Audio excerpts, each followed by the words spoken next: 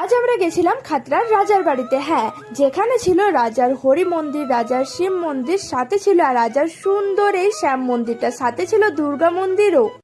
এই কিউটিস, আমি স্মৃতি।